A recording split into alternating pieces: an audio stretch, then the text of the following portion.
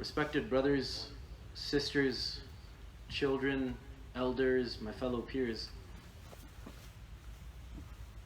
it is only with the esteemed pleasure of Allah subhanahu wa ta'ala and His given privileges to each and every single one of us that not only are we are able to call ourselves Muslims, but we are able to call ourselves Muslims that follow in the footsteps of the al-Bayt. We live in a time of great fitna. And this fitna was described by Rasulullah sallallahu alayhi wasallam himself. Some of my youngsters might not know what fitna is. So briefly I'll describe what it is. Fitna in Arabic is distress, confusion. Anything that averts your attention from your goal is called a fitna. Let me give you a few examples. Is Rasulullah sallallahu alayhi wasallam alive or not alive? Alive. Fitna. Confusion. Is Yazid a companion or not a companion? Confusion. Fitna. Was Hussein alayhi salam even on the right path? Fitna. Muslims all of a sudden say alcohol was drunk, so we're allowed to drink alcohol. Fitna. All of a sudden haram becomes halal, halal becomes haram. Fitna. And Rasulullah sallallahu alayhi wasallam prophesied this 1400 years ago. After Hajjatul Wada, he's coming back. The companions are seated with him. And he says, there will come a time upon my ummah where there will be great fitna, where there will be huge amounts of fitna. A companion asks, Ya Rasulullah sallallahu alayhi wasallam, how do I personally protect myself from this confusion that will be common? Rasulullah says, hold on to two things. And no one can shake your iman. The Quran and the Ahlul Bayt. The Quran and the Ahlul Bayt. If you take nothing else from my little discussion here with you today, take one thing. In Islam, there is a very fundamental, in Urdu, bunyadi, thing that a lot of individuals, scholars, elders, youngsters alike have forgotten. There is a message of Islam, and then there is a ruh of Islam. There is a message of Islam, and there is a spirit of Islam. Fundamentally, you can understand it like this. The message of Islam is La ilaha illallah. The ruh of Islam is Muhammadur Rasulullah sallallahu alayhi wasallam. In context of this ahadith that I've recited for you, the message of Islam is the Quran, and the ruh of Islam is the Ahlul Bayt. But before I speak to the Ahlul Bayt, every time I mention the Quran, I have to mention a few things about the Quran, because it is with great disappointment that I see my fellow brothers, my fellow sisters, know more about the music industry of today than of the Quran. I asked my brothers, how many ayahs are in the Quran? They've done this ratta, they've memorized 6,666 ayahs of the Quran. That's false. Fitna. They don't even know how many. There was I study at McMaster University. There was in the local MSA, there was, in about 2016 I want to say, there was a referendum, there was a vote, there was a consensus that was sent. How many Muslims, only as part of the MSA, know the meaning of Allahu Akbar? 72% of my fellow brothers and sisters did not know what Allahu Akbar means. Allah. Fitna. What is the Quran? There was a study done. For those of you that are in science, I'm sure some of you have been studying, the brain works with a series of chemicals. There's serotonin, there's melatonin, there's dopamine, there's acetylcholine, there's adrenaline. All of these things in the brain, they go up and down, and they determine our emotions. They determine our actions, whether we feel sleepy or not, whether you're attentive today, right now, or not. Those chemicals are working. The most dangerous chemical in the brain is called dopamine. Dopamine is a selfish drug. It is responsible for making you feel good about yourself. It is responsible for giving you this act of procrastination, laziness, making sure you do nothing but achieve everything. Dopamine has 5 receptors in the brain. Every other neurochemical has a maximum of 2. So what happens? One of the easiest ways to feel good is to listen to music. It's one of the easiest ways. And I'm sure the youth, they will agree to this. You can listen to a song repeatedly for a day, maybe 2, maybe 3, maybe if you're committed a month. But eventually that song gets boring. It's because your dopamine levels, your receptors are at a maximum. The more you hear, the dopamine receptor gets bigger and bigger and bigger and bigger. So you need to feed it more and more. So what do? We rank up the volume. We start dancing. We do anything to get that same number of dopamine. There was a study done by Johns Hopkins University. What music creates the greatest amount of dopamine reception in our brain? They studied rap, hip-hop, rock, R&B, name it. They really couldn't find any conclusive evidence. A scholar, this is very recent, 2017, 2018, a scholar in Al-Azhar University, your Imam studied there. Al-Azhar University, he says, I wonder what the effect of the Quran is on dopamine. It's a very interesting question. Compare music with Quran. So they brought 30 random people. Some Muslims, some non-Muslims. Some people have heard the Quran. Some have never even listened to the Quran in their whole life. 30 people. And they decided to pick up the most beautiful, linguistically speaking, surah in the Quran, Surah Al-Rahman.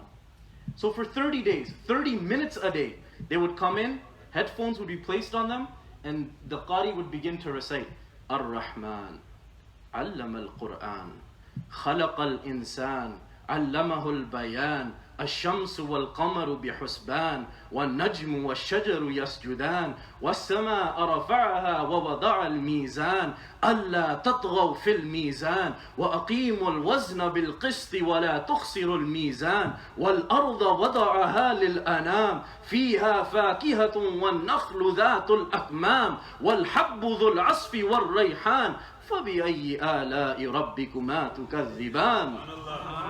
And Narae Takbir, Allahu Akbar. Narae Risalat, Narae Haidari. 30 days. And they found that the exact same amount of dopamine that was opened in the first day equaled the exact same response in day 30. This study was written back to Johns Hopkins. To this day, Johns Hopkins, it's been about 2 years and the research is ongoing. They're still trying to find a Western Quran, a Western music that can mimic the effects of Quran. And it is our iman that they will not be able to do so until the Day of Judgment. Because Allah Himself said, bring a surah like this in the Quran. Because Quran is the only book, Torah, Zabur, Injil, was not spoken by Allah. Quran itself are the words of Allah, heard by Jibreel and revealed onto the heart of Rasulullah sallallahu alayhi wasallam. When you read the Quran, Alhamdulillahi Rabbil Alameen, Allah spoke these words. And when did Allah speak these words? Rasulullah sallallahu alayhi wasallam, he says, at that point I was the only creation ever created. Allah. There were no angels, there was no heavens, there were no skies, there were no jinns, there were no humans. And I remembered the tilawat of Allah when He said, Yasin wal Qur'anil Hakim, innaka laminal mursaleen. Even at that time, Allah declared Rasulullah as the true and haq Rasul to come. And so I get to my second point, the Ahlul Bayt, the ruh of Islam, the spirit of Islam. We talked about the Quran. The Quran is a message of Allah. The Quran is a message of Allah. In order to extract the message, the spirit must be right. The spirit must be right. The Kufins, those who, mashallah, Mahmud Tirmizi Sahibi, he very interestingly was saying a few words about how the Ahlul Bayt were martyred. They read the Quran too, but they were missing the spirit. And that spirit is the Ahlul Bayt. The Ahlul Bayt begins by none other than Rasulullah sallallahu alayhi wa alihi wasallam. So I'll explain Rasulullah with the Quran. Rasulullah was called in the Quran sometimes Taha, sometimes Yasin, sometimes Muzammil, sometimes Muddassir.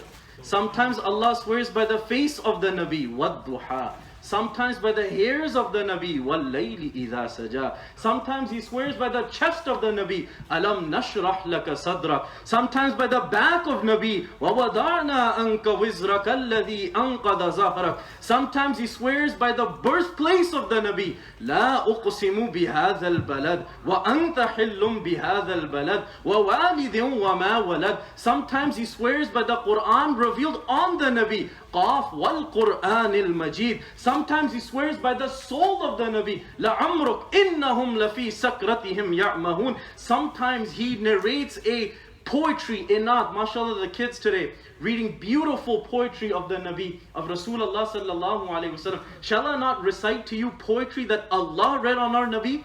وَالنَّجْمِ إِذَا هَوَى ما ضل صاحبكم وما غوى وما ينطق عن الهوى إن هو إلا وحي يوحى علمه شديد القوى ذو مرة فاستوى وهو بالأفق الأعلى ثم دنا فتدلى فكان قاب قوسين أو أدنى فأوحى إلى عبده ما أوحى ما كذب الفؤاد ما رأى أفتمارونه على ما يرى ولقد رآه نزلة أخرى عند سدرة المنتهى عندها جنة المأوى إذ يغشى السدرة ما يغشى ما زاغ البصر وما طغى. The poetry of Allah on His Nabi. Allahu Akbar. Ya Rasulullah. Zindabad. Zindabad. We're not talking about some this or that personality today. We're speaking about the children of Rasulullah sallallahu wajhe kainat. Rasulullah sallallahu alayhi wasallam. So who were the Ahlul Bayt? I'm sure I've warmed you up a little bit to welcome, to open. My ustad often says that in order to accept the ruh of Islam, you must make yourself capable of understanding what the ruh is. You have to open your mind, open your heart. And the best way to open your mind and your heart is via the Quran. Perhaps that is why when Rasulullah spoke, he said the best way to protect your fitna is first the Quran and then the Ahlul Bayt. First understand the message, then extract the message with the spirit of Islam.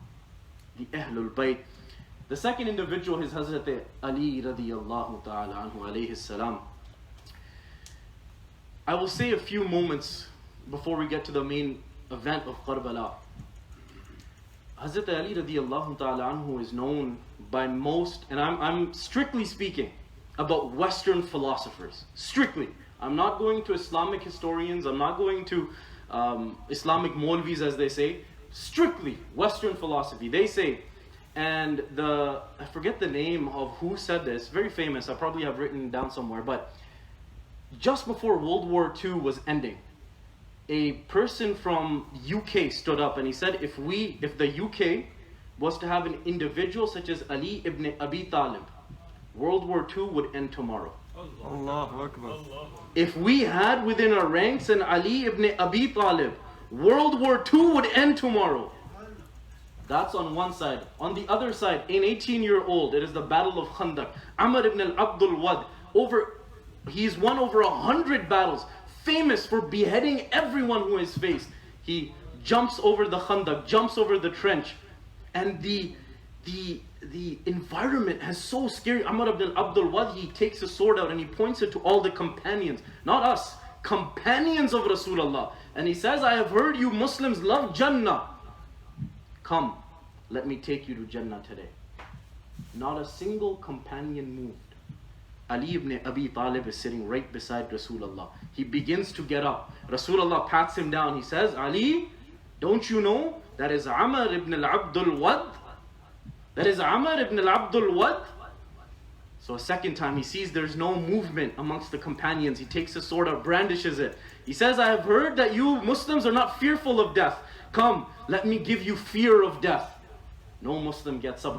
Hazrat Ali, the lion within him is beginning to roar. He wants to get up. Rasulullah brings him down. He says, Ali, don't you know that's Amr ibn al-Abdul Wad? He quiets down. Number 3, Amr ibn Abdul Wad, he says, brandishing his sword, I thought you loved Muhammad.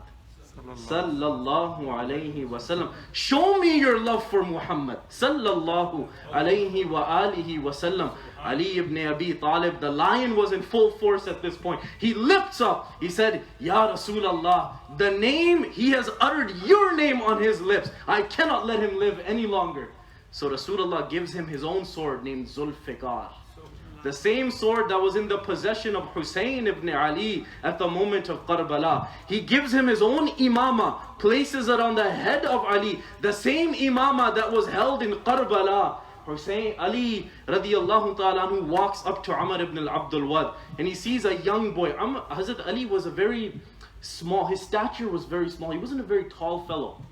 Very interestingly. And every single Islamic historian has ever written it.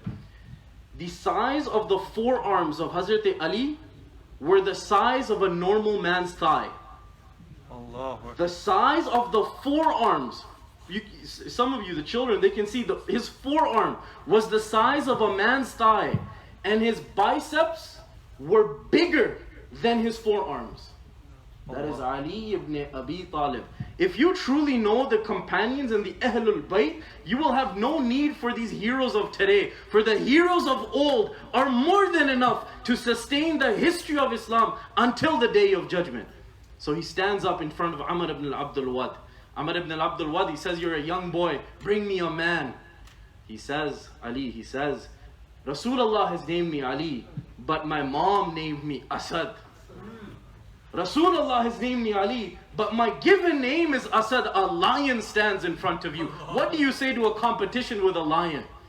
Amr ibn Abdul Wad, he says, then I always give 3 wishes, and I always grant 1 wish. Now comes the wisdom of Ali. He says that number 1, my wish is that you turn around and you jump back over the Khandaq. Jump back over the trench. I don't wish to fight you. Amr ibn Abdul Wad says, Amr ibn Abdul Wad, run from a battle? Don't mock me. So second, Hazrat Ali says, then I invite you to become my brother in Islam. To become. Amr ibn Abdul Wad says, are you joking with me? If I was to accept Islam, I would not be having this battle. Then comes out the lion in Ali. Then he takes out his sword. Then I say, my 3rd wish is you join me in the battlefield. And so they begin a battle. And what a battle it was. Dust clouds, the companions say, so much dust enveloped, we had no idea what was happening. All we heard was a singular, Allahu Akbar. And the dust settled. And when we saw, we are shocked to this day. Amr ibn Abdul Wad, along with his horse, were cut clean in 2 with the sword of Zulfiqar. نعرة تكبير نعرة رسالة نعرة هدري Ya Ali. That's one side. زندباد زندباد زندباد. That's on one side, his shuja'at, his bravery, his strength. On the other side, his wisdom. There is a law in biology that to this day is known as the law of Ali. To this day, it is known as the law of Ali. A lot of our children, I'm sure a lot of the elders, they're looking at me confused. How can that be? We've never heard of this law. Learn about the Ahlul Bayt and you will learn about Islam. A Jew comes up to Hazrat Ali. He's the Amir at this point. And he has a very ill wish. He wishes to ask such a important and a lengthy question that Hazrat Ali radiallahu ta'ala, just before Maghrib, that he takes a long time to answer. So Hazrat Ali, he misses his Maghrib Salah. That's his intention. And what is the question? The question is, which animals give live birth and which animals lay eggs? Which animals give live birth and which animals lay eggs? The Jew himself, he says, when I asked that question, I thought Hazrat Ali, what he would do is he would list all of the animals. And then all of the animals who would lay eggs. Hazrat Ali says, looks at him, smiles, and he says, those animals with ears on the outside like humans give live birth. And those animals with ears on the inside like birds lay eggs. Allahu Akbar. Professor Gibbons in 1970, he says it's impossible. How can an individual 1400 years ago have so much wisdom that he knew the entire animal kingdom. How can that be? So he spent 22 years of his life documenting, researching all of these species of animals to find even just one animal that would violate this law that Ali radiallahu ta'ala anhu had made 1400 years ago. Professor Gibbons, at the end of his 22 years, he says, I must proclaim it as the law of Ali, which stands to this day. Subhanallah. So that, and from him came Hassan or Hussein alayhi salam. From him and from the daughter of Rasulullah sallallahu alayhi wasallam came the personalities of Hassan or Hussein alayhi salam. Who were Hassan? Who was Hussein? Rasulullah sallallahu alayhi wasallam is in Masjid al-Nabwi. He's sitting on the mimbar. Hussein walks in. Hussein alayhi salam, he walks in. He comes and he stands in front of his grandfather, very young, barely able to walk.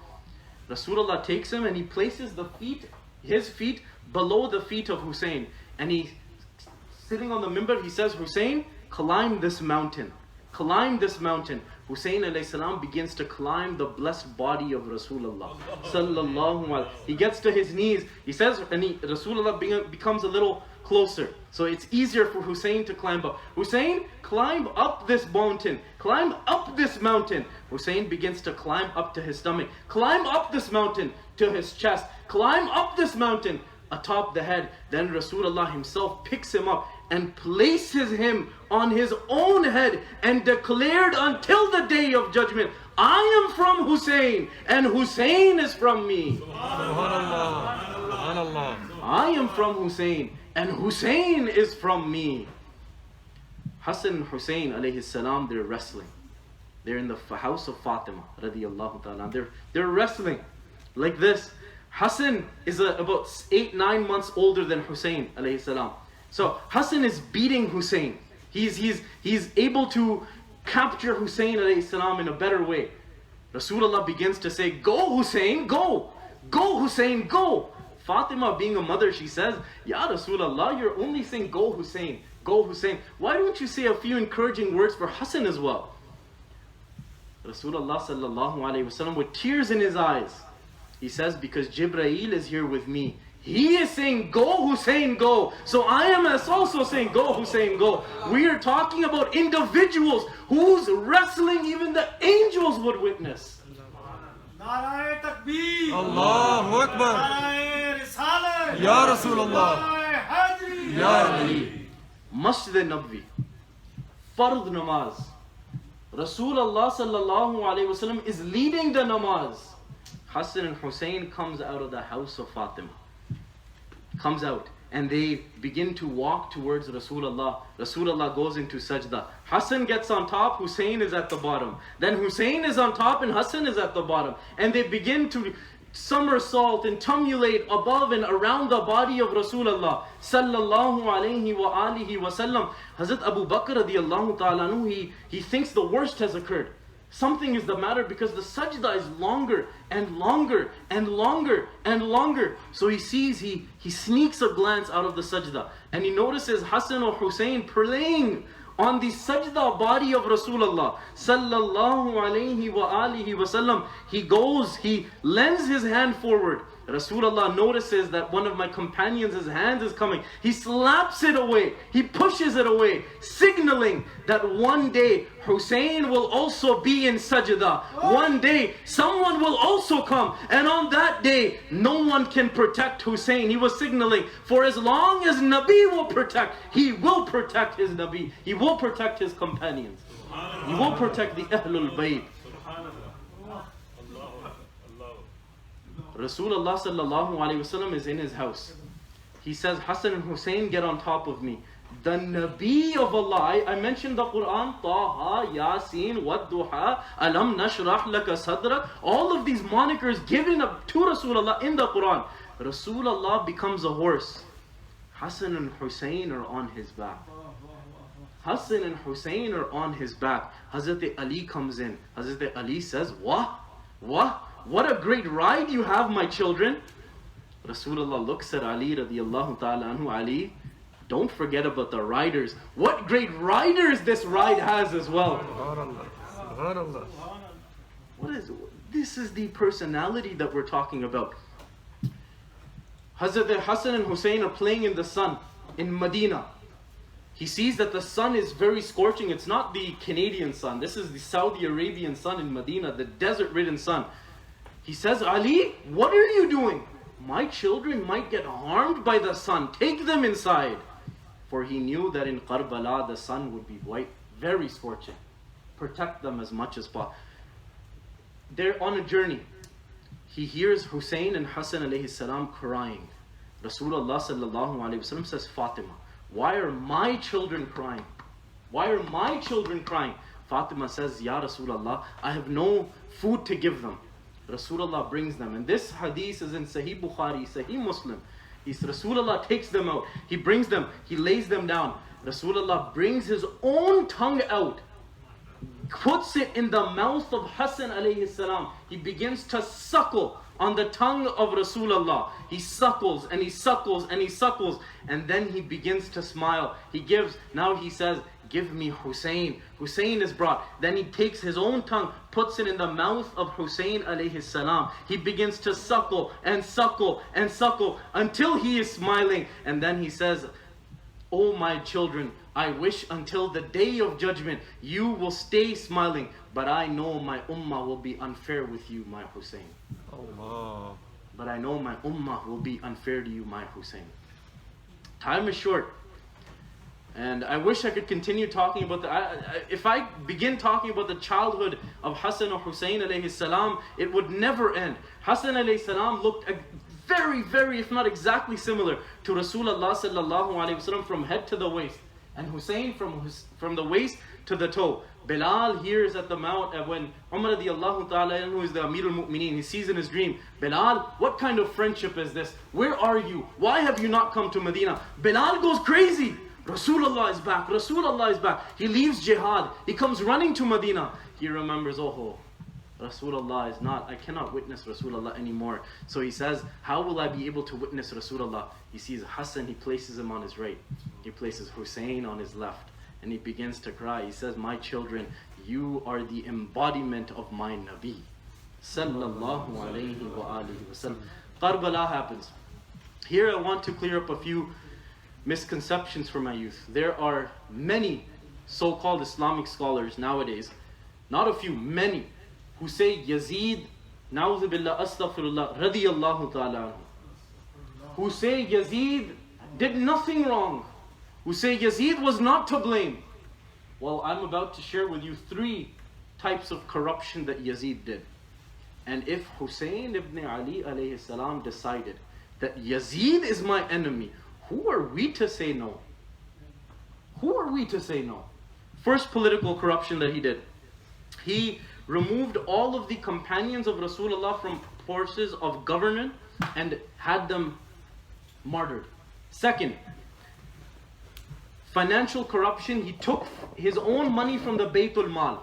He took land that belonged to the companions and enveloped them into the Baytul Mal. He made wine legal. He made interest legal. And finally, religious corruption. And that religious corruption climaxed with the event of Karbala. Very shortly, I know I'm running out of time, so inshallah, I just want to draw a line for you, make a map of what happened at the time of Karbala. What exactly happened, and who were the other members apart from Hussein ibn Ali alayhi salam who were also there? Karbala happens, and I don't want to get into how it happened. I'm sure, mashallah, the Imam and the scholars, they've done a great job in explaining to you. But the battle begins, and the battle is about to begin on the night, just before Asr. Hazrat Hussein alayhi salam, he falls asleep. He wakes up and he begins to smile and laugh. Zainab, the sister of Hussein alayhi salam, Zainab says, Hussein, my brother, what is so funny? The enemies of Islam are outside. They number over 3,000 and we number less than 80. We number less than 80. There were about 71, 72. 71, 72. Right? So why are you... Hazrat Hussein alayhi salam, he looks and he says, oh my sister, I have just seen my grandfather waiting just outside the plains of Karbala, and I heard with my own ears him saying, welcome my son, Jannah is near. I myself have come from Jannah to welcome you. To welcome you. So they tied themselves. They got ready. Hussein made a commitment. The spirit of Islam will not die today. The spirit of Islam will not die today, because I am the grandson of the Nabi of Allah sallallahu alayhi wasallam, and fight. Oh, what a fight they did. Qasim bin Hassan alayhi salam. Qasim bin Hassan was known as one of the most beautiful individuals, and he was head to toe similar to Rasulullah sallallahu alayhi wasallam. Women used to get on the top of their roofs to do ziyarah of the face of Qasim bin Hassan. That's how beautiful he was. And that's how much he resembled Rasulullah sallallahu alayhi wasallam. He begins to fight. His hands are chopped off. He was holding the flag of the al-Bayt. He grabs the flag in between his stumps that are left. They chop off his shoulders, and he falls down and he calls out, Ya Amma, oh my uncle. Hussein alayhi salam, who was already facing wave upon wave, when he hears, oh my uncle, he goes through the rows and the rows of the enemies. He gets down, he takes the head of Qasim bin Hassan, places him on his lap, and he says, oh my son, oh my nephew, today your uncle is in such a state that his enemies are so many and his friends are so few. But Qasim, do not worry. Your father and your grandfather are right outside, ready to welcome you into Jannah. After today, you will not have to ask anyone for anything else. And hearing these words, Qasim bin Hassan laid down his life. Who else? Abu Bakr bin Hassan, Abdullah bin Hassan, Ali Akbar ibn Hussein. Ali Akbar, the eldest son of Hussein alayhi salam. The sister of Hussein is beside him. He says to Qasim, and she takes Ali Akbar. She says, both of them, you're the eldest of the children of the sons of Ali. You're the eldest of the grandsons of Rasulullah sallallahu alayhi wasallam. In short, before anything happens to Hussein, something happens to you first. You defend Hussein until your last breath. At the age of 19, I'm sure there's some 19-year-olds. Can you imagine going to battle? And going into a battle with 72 versus 3,000. What would you do? Do you have the conviction? Do you have the motivation of Islam behind your back? Do you know that you're on the right path? Do you know that if anyone utters a word against the Ahlul Bayt, you are ready to stand tooth and nail to defend the izzah of the Ahlul Bayt? Are you ready? Hussein ibn Ali and his 72 were. Hussein ibn Ali and his 72 were. He becomes martyred. And he's martyred in such a way that one of the Kufins, they hit a sword and it gets embedded in the skull of Hussein, of Ali Akbar al-Hussein. He falls down. He looks at him, Hussein alayhi salam, his father. He says, oh my son, rest now, for on the day of judgment, your grandfather will bear witness to your shahada. Rest now, your grandfather will bear witness to your shahada.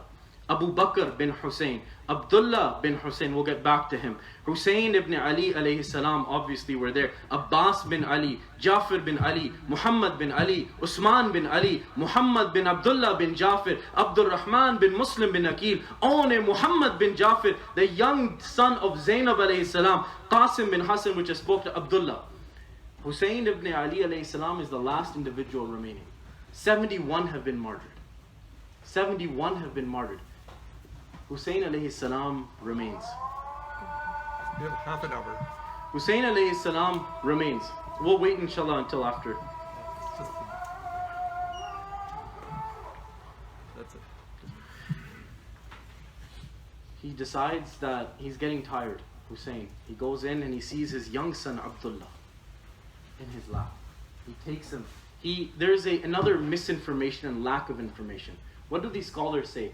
That Hussein took Abdullah and he went outside and he asked the Kufins for water for Abdullah. I'm sure some of you have heard this. How can it be that the grandson of Rasulullah asks someone else other than Nabi for something. Does that make sense? Why would he beg his enemy for water, being the grandson of Rasulullah sallallahu alaihi wasallam? Anyways, Abdullah bin Hussein, one of the Kufans, takes an arrow, shoots an arrow, infant. The arrow hits Abdullah. A fountain of blood begins to erupt. Look at the words of Hussein. Hussein alayhi salam, he says, "O Ibrahim, I wish you were here in front of me today. You were about to martyr your child with a blindfold. Look at what the grandson of Rasulullah has done. He has martyred his entire family, but no blindfold is needed." And then he takes the blood and he begins to throw it up. And he says, "Allahumma sabbirna ala al-qada. Allahumma sabbirna ala al-qada. Oh Allah, give me sabr, give me patience upon your decree." Asr comes. Hussein ibn Ali is the only one left fighting. MashaAllah, he very beautifully narrated Saqina what she did. But anyways, Hussein ibn Ali alayhi salam, he's fighting. He says, give the itla to Shimr, to Ibn Ziyad, that Hussein must pray namaz. Was there a need to pray namaz at this point? Those without the spirit of Islam would say yes.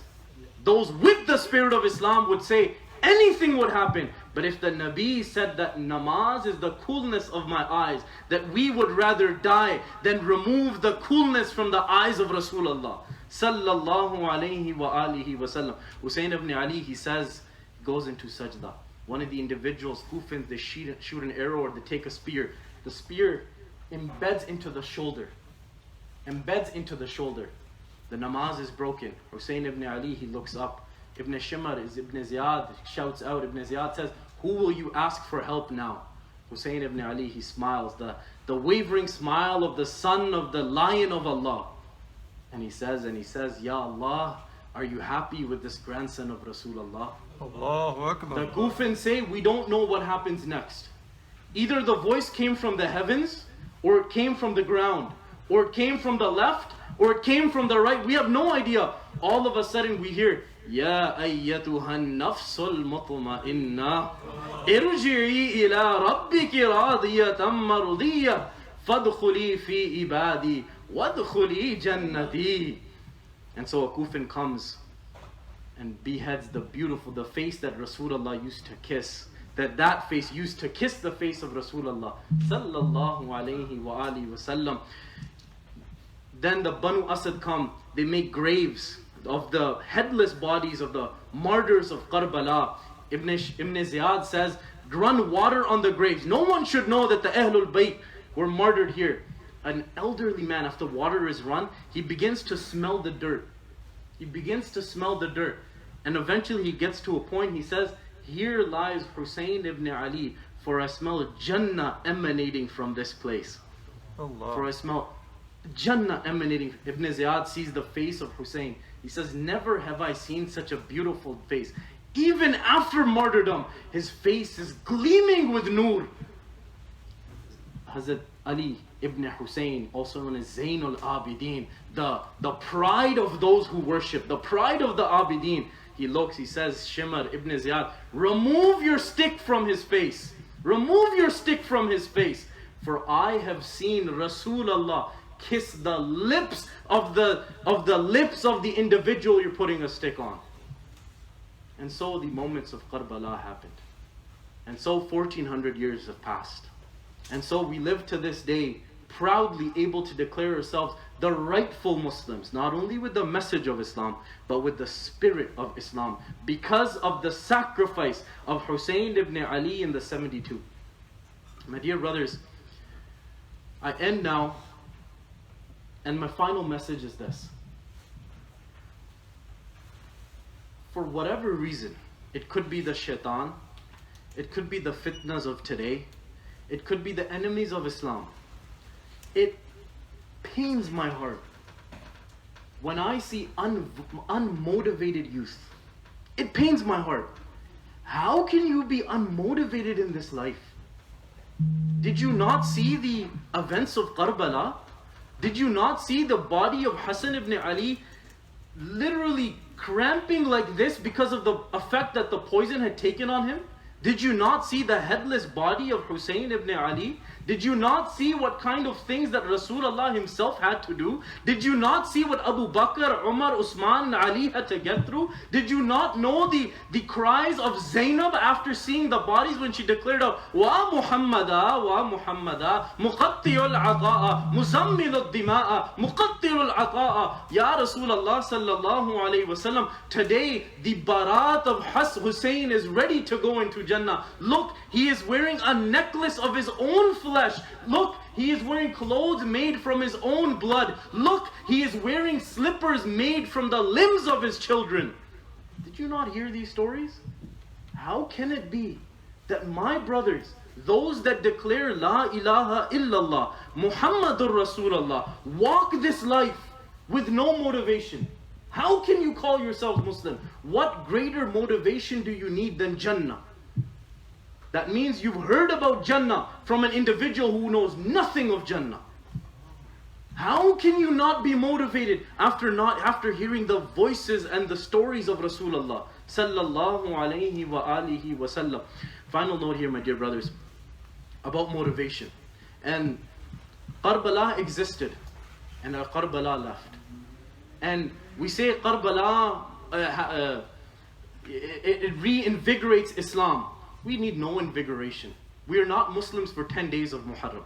We are not Muslims for 13 days of Rabiul Awwal. We are not Muslims for 30 days of Ramadan. We are not Muslims for the 12 days of Dhul Hijjah. We are Muslims all 365 days of the solar year, all 330 days of the lunar year, because we not only know the message of Islam, La ilaha illallah, but we also know the spirit of Islam, Muhammadur Rasulullah sallallahu alayhi wa sallam. At the time of Mu'tasim, one Muslim lady is slapped in the Byzantine lands. One Muslim lady is slapped in the Byzantine lands. Today, there are millions of our sisters being butchered in Uyghur China. There are hundreds of thousands of our brothers being butchered in Kashmir. There are hundreds of thousands of children dying of famine in Yemen. There are hundreds and thousands of orphans living in Iraq, Iran and Afghanistan. There are hundreds and thousands of Muslims dying of thirst in Uganda. But at the time of Mu'tasim, one Muslim lady is slapped, and the soldiers that slapped begin to make fun of her. Go call on your Khalifa. Go call on your Khalifa. So she says, Wa Mu'tasima, O Mu'tasim. The news reaches Mu'tasim, and he writes a letter to the governor. Mu'tasim was very famous. He always used to ride a black and white horse. It was his special thing. So the soldiers used to say, call out to your Khalifa on his black and white horse. Mu'tasim writes a letter to the leader of the Byzantine, to the emperor. He says, before you put this letter down, free the Muslim woman. Otherwise, I will send an army which begins where I am and ends where you are. And each of my soldiers will be riding a black and white horse. Such was the motivation of the leaders of Islam. How dare someone slap a Muslim lady? We are Muslim, and we are proud of it. We love the al-Bayt. We love the Sunnah of Rasulullah sallallahu alayhi wasallam. We love Rasulullah sallallahu alayhi wasallam. Be proud of it. Own it. Understand it. And so I always say, if you dare, and if your parents are letting you know, and you have the audacity, and you have the motivation to speak with your tongue, La ilaha illallah, then today, standing in front of you in Sayyida Zainab Center, I am daring all of you, motivating all of you, asking all of you, begging all of you, then have the same motivation, have the same audacity, have the same dare to also walk your bodies with Muhammadur Rasulullah. Ameen. Wa akhir da'wana alhamdulillahi rabbil alameen.